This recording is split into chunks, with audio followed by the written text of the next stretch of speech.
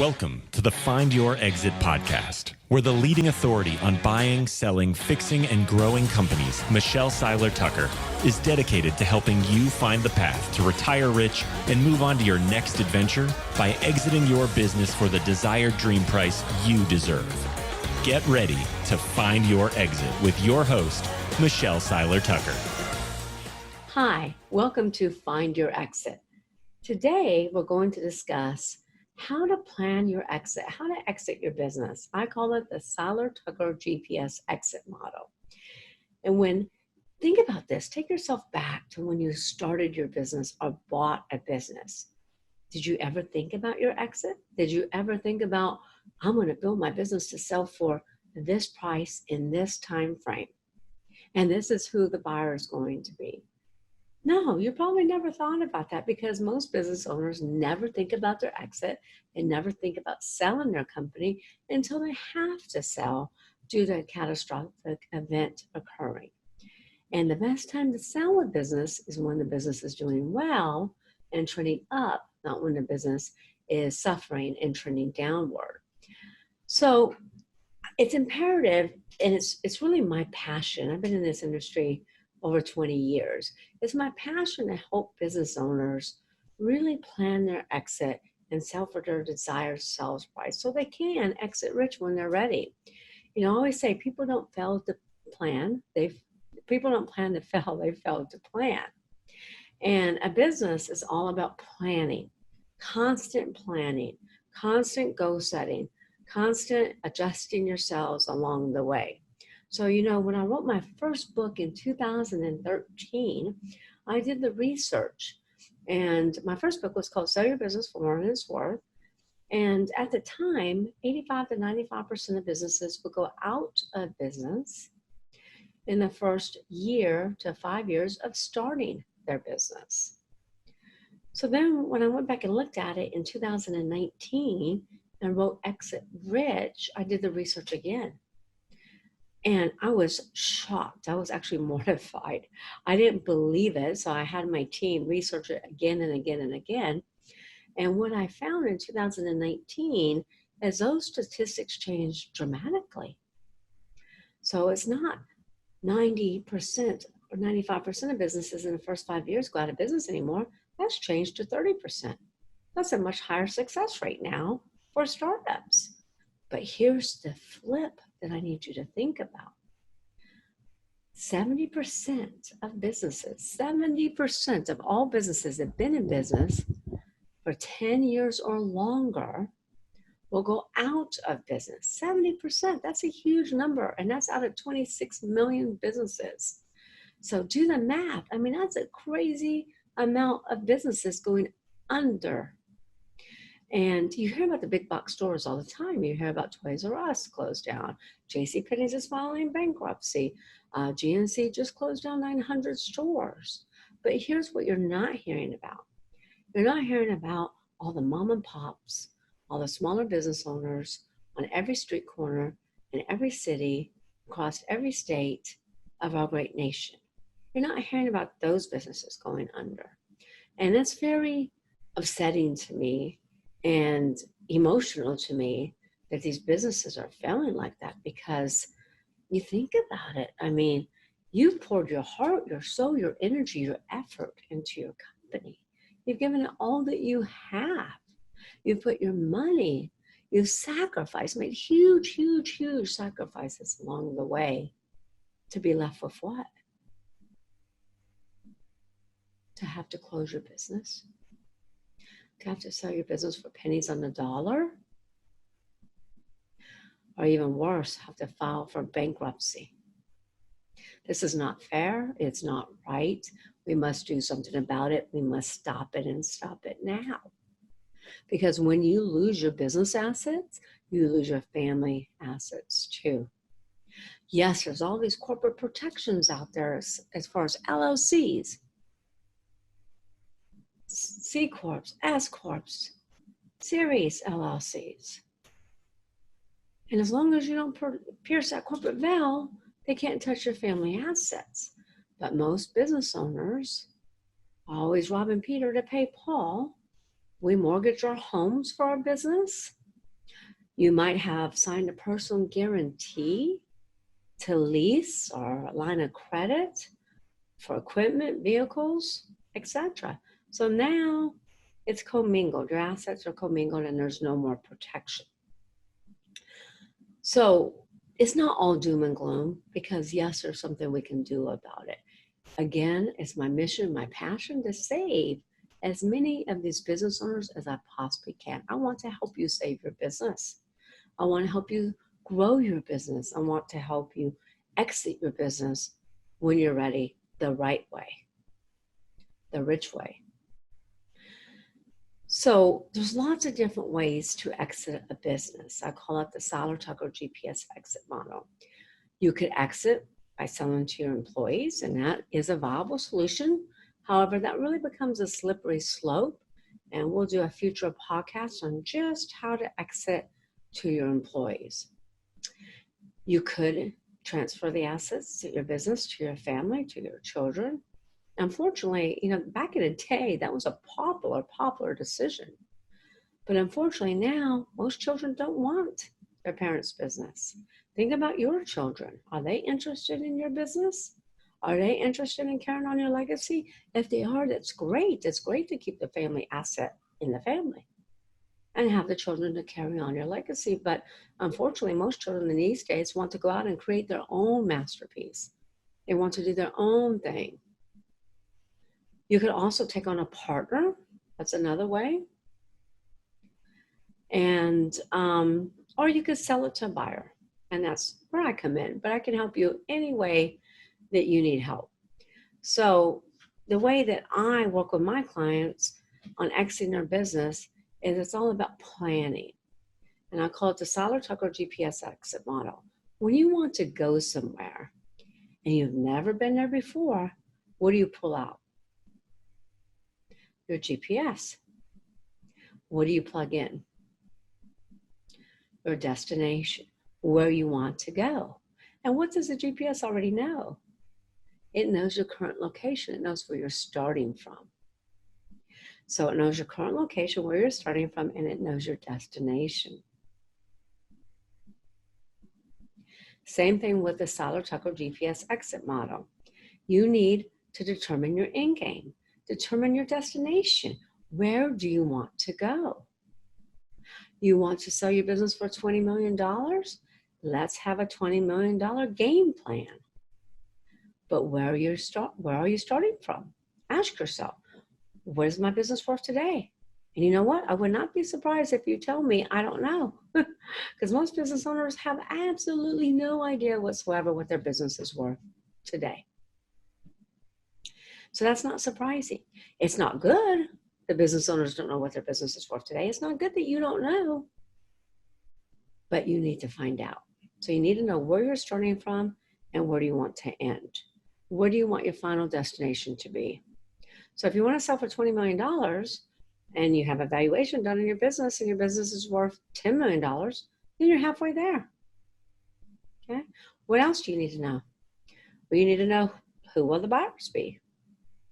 Who will buy my business? If it's not my kids, if it's not my employees, if I'm not bringing on a partner, who could buy my business? So there's 5 different types of buyers. And I'll go over those real quick. You got the first-time buyer. That's 90 to 95% of buyers are first-time buyers leaving corporate America wanting to buy a business. Most first-time buyers are slow to pull the trigger. Most first-time buyers need a lot of assurances to make them comfortable to move forward to buy the business. And if you're trying to sell a business for $20 million, you're not going to sell it to a first-time buyer. Then you have your sophisticated buyers. These are serial entrepreneurs that are industry agnostic, and they're more interested in cash flow than anything. So if you have a $20 million business throwing off good cash flow, good EBITDA, which is earnings before interest, taxes, depreciation, and amortization, then guess what? They might be interested. Sophisticators are good because they're educated. They know how to buy businesses, and they're pretty quick to pull the trigger. Then you have your competitors and strategics. So it's also about the industry you're in. If you're in a manufacturing industry, then most likely it will be another manufacturing business that buys you, or a strategic that buys you. Maybe a distribution company that has lots of distribution centers that are looking for manufacturing, or a manufacturing business that would buy you. So what will they be looking for? They're going to be looking for synergies. Strategics and competitors buy what?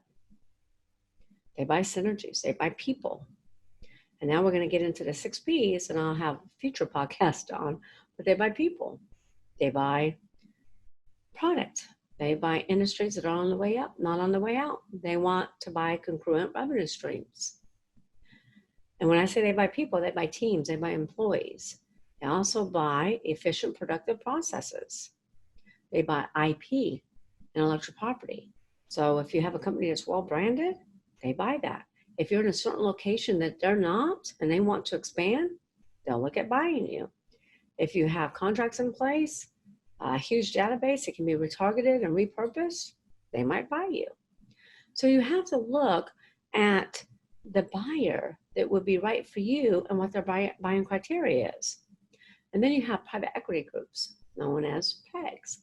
They buy based on platform and they buy based on add-on. If they're going to start a food manufacturing business, then you have to have an EBITDA of at least $3 million and up. If they already have a food manufacturing business and you have a food processing company, they could consider you for under $1 million in EBITDA. Then you have turnaround specialists. If you have a failing business and it's not doing well and you just want to get out, turnaround specialists are the perfect buyer for you. So again, it's about knowing, what do I want to sell my business for? What am I worth today? Who's a perfect buyer for me? What type of buyer out of the 5 buyers? And if I want to sell my business for $20 million, what does that $20 million company need to look like? If it's going to be a strategic, what does the gross revenue need to look like? Or a private equity group? What does the COGS, cost of goods, need to look like? What about the profit margin? Where does the EBITDA have to be? I already told you what the requirements are of PEGs. Where does the EBITDA have to be? So you got to build your business to suit your buyer's criteria. That's it. And then time frame. So if you say, well, I want to sell my business $20 million in 10 years, and I'm at $10 million now. Okay, that's great. Now we know where we are. We know where we want to go. We know who our buyers will be, and we know the time frame, and we are building to suit that specific buyer's needs. So the last step in a Seiler Tucker GPS exit model is why. Why? Why do you want to sell your business for $20 million or $5 million or whatever your number is? Why? Ask yourself why. You know, business is not an easy game, right? Business can be tough. You're dealing with people, you're dealing with all kinds of different things in business. And you have to have a really powerful why to keep you in the game. You have to have a strong why to keep you motivated. It's not easy to go from a $10 million company to a $20 million company, or a company that's grossing $1 million to $10 million. You have to have a powerful why to keep you in the game, to keep you motivated, to keep you hungry, to keep you hanging in there. Otherwise, you'll lose interest. You'll get distracted. Events that occur beyond our control will throw you off course. Hurricanes, tornadoes, floods, the coronavirus. There's all types of catastrophic events that occur that can knock us off our tracks. But if your why is powerful enough, you'll get back on track. You'll stay in the game. And that's what it's about. So you have to determine your why. I once had a gentleman whose business I was selling. He wanted to sell it for $10 million. He was currently valued at $5 million. And I asked him, what's your why? And he said to me, he said, my wife is dying from a debilitating disease. Right now, there's no cure for it. I want to sell the business for enough to take care of our family and start a nonprofit, and find a cure. That's a pretty powerful why. That why is so powerful that keeps them in the game. It keeps them motivated. So think about it. What is your why? What is your why? Then, after you plan a Seiler Tucker GPS exit model and you know all the steps, I also tell my clients goal setting is important. And I know it, you always hear goal setting, goal setting, goal setting, but it is really important. And it's important to adjust your goals on, I look at my goals weekly, monthly, quarterly. And there's rules of goal setting, I call it. There's your type A goals, your type B, and your type C. Type A goals are those easy goals. Those are those goals where you say, okay, I'm driving a BMW X5. I want to buy another BMW X5. White. What color what am I driving now? BMW X5 white. And I want another one. That's an A type goal. That's a goal that you already know how to do because you've done it, been there.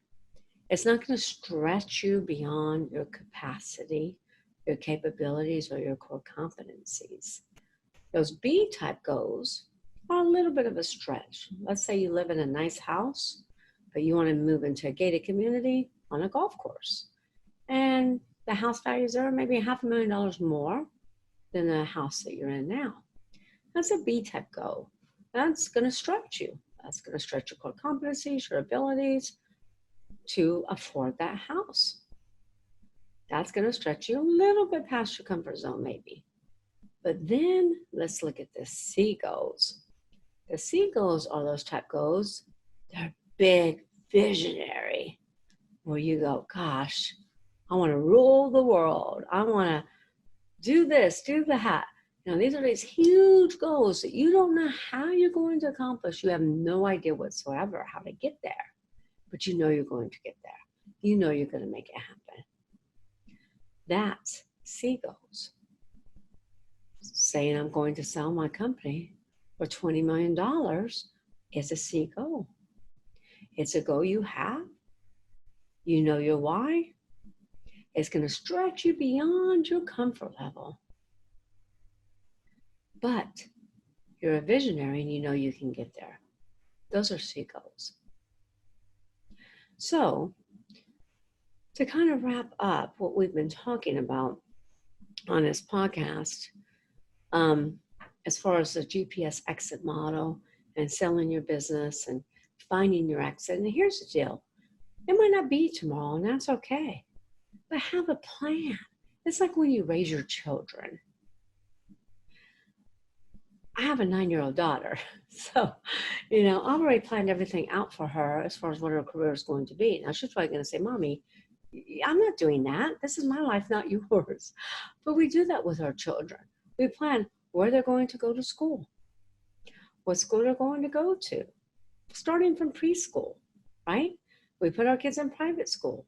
What preschool they're going to go to, what kindergarten are they going to go to, what high school are they going to go to, what sports are they going to play, what committees are they going to be on, what college are they going to go to, what are they going to get their degree in, what field are they going to work in.